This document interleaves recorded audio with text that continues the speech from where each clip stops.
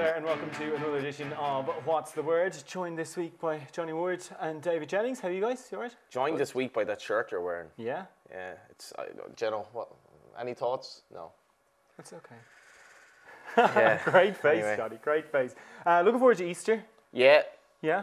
I walked in there, I couldn't get over, like, nobody's at work. For the likes of us, like, there's no such thing. This isn't work, Johnny. It's not work, but, you know, Good Friday, Easter Sunday, Easter Monday, it's work. It's not like there's no such thing as a holiday, but it's nice that some people are still observing the religious holiday by not going to work. Yeah. You going to eat loads of chocolate? What's your favourite chocolate bar? My favourite chocolate bar would probably be. I'm gonna go left field here. Oh yeah. I'm gonna go very left field. In an unbelievable turn of events. Double decker. Double decker. What about you, David? Did you give up chocolate for Lent? Did you make a Lenten promise? No, not really, no. I gave up broccoli for Lent, that was about it. Oh, right, okay. I like, you know the Kinder Surprises? Is it the I actually surprise like you the chocolate. No, I like the chocolate from that. You know the Kinders? Yeah. Really like that. Like, so Yeah. sometimes I don't even buy it for the toy. It's just for the okay. chocolate. I actually have an analogy about Lent that goes back to when I was a child, right? I said I'd go off chocolate for Lent, right? But I'd buy chocolate as if I wasn't off it, and I would save it for after Lent. Like an anti-post bet? Yeah. So I got this box, right, and I put my phone just fell out there. I put a hole in the box, like a letter box, right, and I'd collect the chocolate and put it into the big box. And by the end of Lent, I had 117 bars of chocolate, right? Which, Imagine if you did that with drink. well, save a lot of money. But when Lent finished, I didn't want to eat the chocolate. I just wanted to have a bigger collection. I wanted it to be bigger and bigger and bigger, which kind of goes to show the more money you have, you'll always want to have more, and you'll never be fully happy.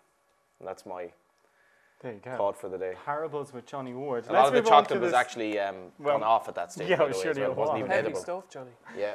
Let's move on to the Saturday racing action. A bit of a mixed bag on Saturday, to be fair. Putting More it- that's putting it quantity. nice. Yeah. Anyway, you've looked at a few. You've looked at a couple for us at Cork. Yeah, on the go again. Big gamble on him Sunday, to be fair. The money was down, and I went for... Duly obliged. Duly obliged. I went for another horse who'd been hurdling in the race, who finished 6th, and I missed this one, who was a class act really in the race. He was brilliant. Don't think the trip will be any problem to at all at Cork in the... I think it's the second or third race. 320, yeah. 320. He's renewing rivalry with the horse who was third in the race, Aussie Valentine, but I think he'll beat him. Well, Aussie Valentine, you know, places 4 years in a row he's placed in that race. Yeah, he's a great conveyance for Aido McGuinness. Now, Aido McGuinness, I'm going to mention him as well in relation to Musselburgh, because he has all the Thistle horses now that were with Pat Shanahan. So he's a load of them running Musselburgh tomorrow, where I fancy another horse. But just to mention as well, the other horse I'm tipping at Cork is Shariva. Now, Declan McDonough's riding this horse. Declan McDonough seems to be standing in for Pat Smullen on the rides, but I think I speak for everyone in racing that this has shocked Irish racing, the news about Pat Smullen, and the biggest priority, without a shadow of a doubt in racing at the moment, is that Pat Smullen gets better. Yes. And it's Declan McDonough has put up a lovely tweet and a lovely photo about him, but he is standing in for the rides, and it's a great replacement for Dermot Well to have in very trying circumstances. But I think they'll get off to a good start with Shariva in the Fillies Maiden, which is the 355. And Twin Appeal at Musselburgh. Musselburgh, that's Musselburgh at 150. So Cork 320 on the go again to go in again. The 355. 355 Shariva, and Twin Appeal, son of Oratorio, who will go on the ground and is reasonably handicapped at Musselburgh in the first. Good stuff. You've been looking through the Saturday cards as well? Yeah, just 3 for you, Tom. In the first race at Kempton, the 2 o'clock, Tigre de Terre. Richard Hannon gave this a big talk up in a stable tour during the week. He's rated 102, and he got that mark from running over 1 mile and 7 furlongs. He's crying out for further, so he's going to love this trip, and could just be a classic pair somewhere down the line. Maybe might even turn into maybe an outside contender for the Derby or something like that. And the 235 Magnolia Stakes, I really like Autocratic. And if you actually look through the form of this horse, after a 185-day break, he was 4th of 10, 11th of 18 after 71-day break, 6th of 7 after 193-day break, 7th of 10 after 79-day break. So he runs desperately fresh, desperately, right? But he came back in the Winter Derby, so he's had the run under his belt. He finished 9th of 10, but that doesn't even begin to tell the story. I think he was value for finishing a good deal closer there. And his only rival in the race is Fabricate, who's rated 112 as well, and his all-weather form is shocking. He's been fourth twice, I think, and third in a handicap on another occasion. So I really fancy Autocratic in the 235, and the other one I like in England is Jeff Potts in the 445 at Musselburgh, rated 69. I think he's got about £5 or £6 in hand, hopefully. Okay, doke. So 3 for you on Saturday, 3 for you on Saturday. I'll give you 3 on Saturday as well. I like Alpha Delfini at Musselburgh in the 225. Looks a class act. In the 3 o'clock at Musselburgh, also Ayuthea. Watch out for him. That's following that Ellercam form line. Looks like it could be a good form line to follow. I'm going to take you on at Kempton in the 2 o'clock. I like Cross Batten from one of those really nice judgment families. He's a Derby entry for John Gosden. And as Brendan would say, in the G, I trust. I was reading the boy Geno's your anti-post tip for one of the classics there earlier in the week. Kew Gardens. Back this horse for the Ledger. You were saying back him for the Derby and the Ledger. And the Ledger. Yeah.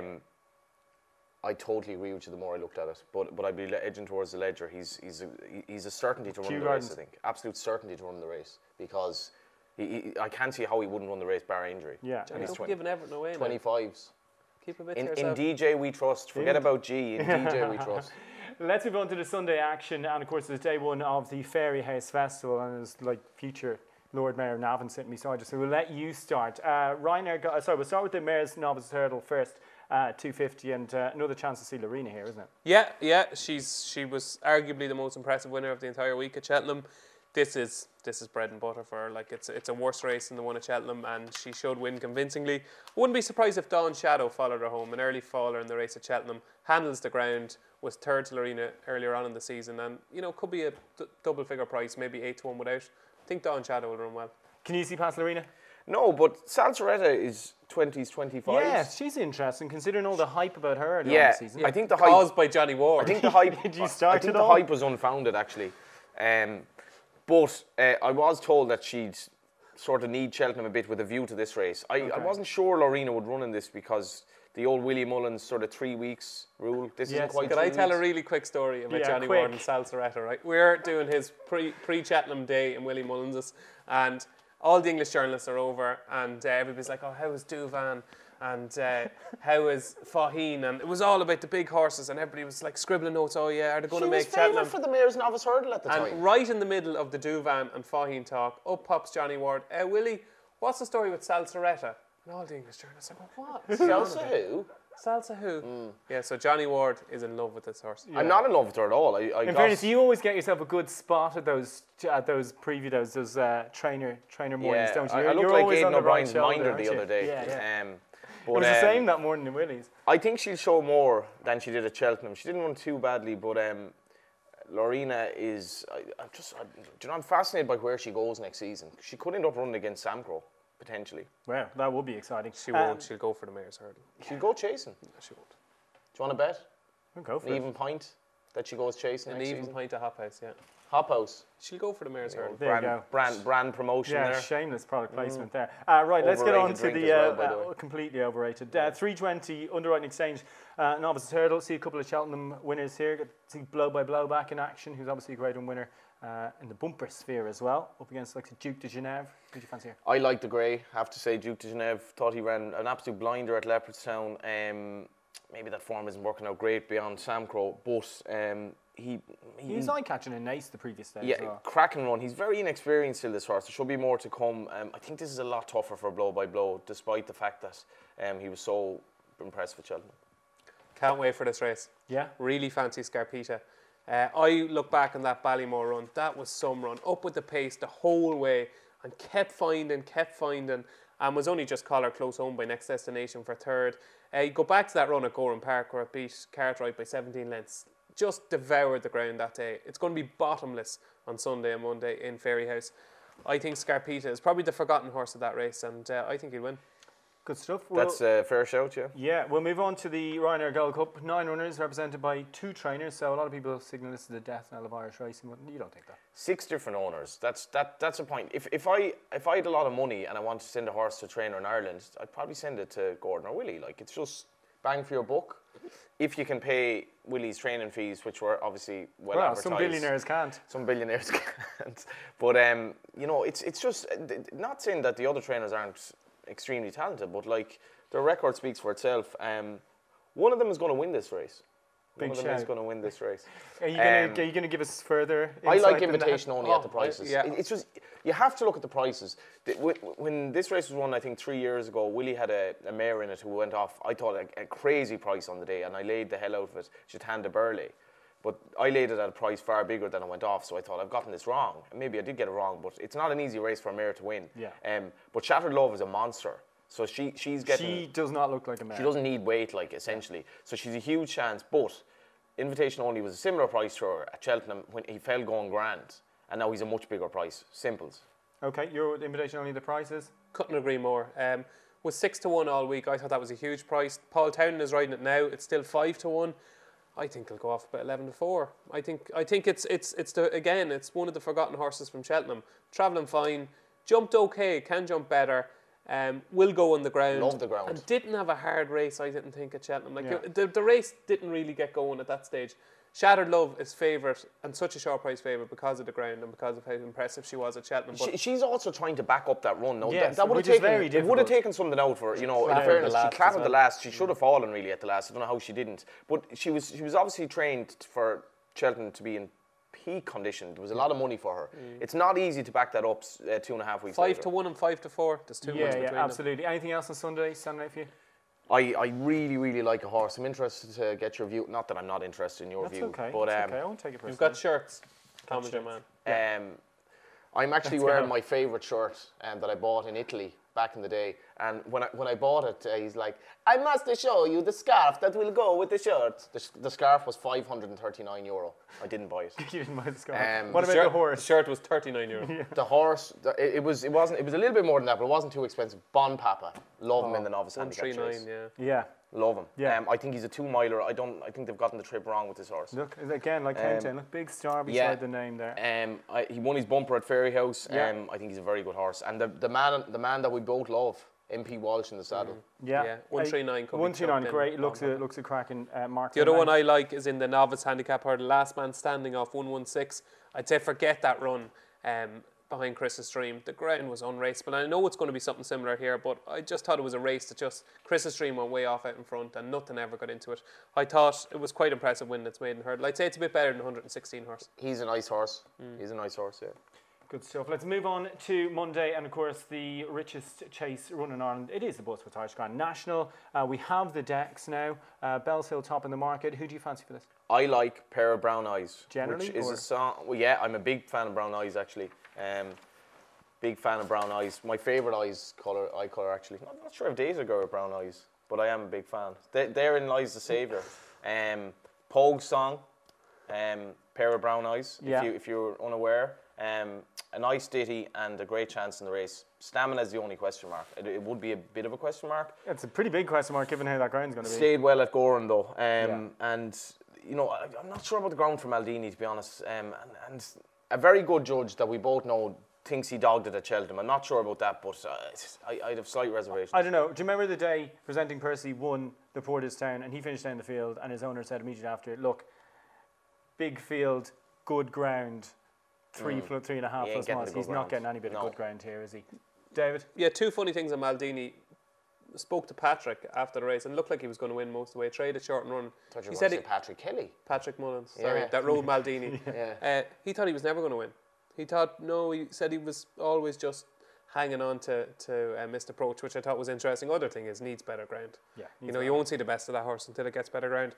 It's very, very boring, but I think Bells Hill will win. I think he's a class horse in the race. He's had a quiet season. So many of these have had such tough seasons. He's not a certain stayer either. He's not a certain stayer, but he loved, like I went through his form. His form on heavy ground is astonishing. Like he's won 9 times. 4 of them was on heavy, 3 on soft. He's won a grade 1 at Naas over hurdles on heavy ground. He'll adore them conditions. He's won at the track. I think it looks like straight after the race, the Bobby Joe chase, because it's got such a good form line with the English National. Everybody said, Willie, English National. There was a few English journalists over because of the press days in February, and Willie says, no, we're going to go for the Irish National. That was, whatever, 6 weeks ago. Did you back him? No, but I will. Okay. Anything at a bigger price standing out, perhaps? You know, you'll get lots of places here, the each-way players, so... I think, in fairness to Gordon, I think how many horses does he have in it? Like 12, 13? And I don't know where Jigginson are going to get the caps, but I think Monbeg Notorious runs, isn't he? Yeah. I give him a bit of a chance. One at the big price, and you picked him. Yeah, he's only 10 to 1, isn't he? It's to be honest, it's not a race that I have a huge bet in now. Okay, doke. You give us one of the price. Isle of Hope and Dreams, I thought had a big chance. Just think everybody got sucked into False and Blue beating Isle of Hope and Dreams, but handles the ground, and runs well in these big handicaps. Could see him run well for Willie. I think Willie actually, even though Gordon has more runners, I think Willie's got a better chance with Bell's Hill, Pear, Isle of Hope and Dreams. So yeah, I'd pop up Westerner Point just for a similar form line with a similar point actually as one of the big. Do you know what the insane thing is, right? Do you know how many winners Vincent O'Brien, Gordon Elliott, and Willie Mullins have had put together in the Irish Grand National? That'd be Duck Egg, wouldn't it? One. Oh, Vincent trained. I think it was Alberoni, not the horse who ran around in 0 to 95s in recent years. Willie and Gordon have had 43 runners in the last decade in this race. 43, and they haven't won it yet. So they've hit 60 now with this. It's mad that they haven't. I think that will change, and one of us hopefully will be right. Okie doke. Well, look forward to that. That's the Irish Grand National. Right, our best bets and naps for the weekend. And I'm with Bon Papa. I think he's at least £12 well in. Okay, Bon Papa, best bet of the weekend. Your best bet of the weekend? I really like Scarpita at Ferryhill, but the one I think he'll definitely win is Autocratic in the 235 at Kempton. Definitely win. Yeah. Would you be a fan of autocratic regimes? I don't know. Do you know what that means? I do, yeah. I've never really thought about it. Yeah. I don't think so. Anyway, reminder, those best odds guaranteed in shops at Ladbrokes as well between 11 and 1 every day. But thanks for watching. Thanks for listening. We're back again next week with more What's the Word.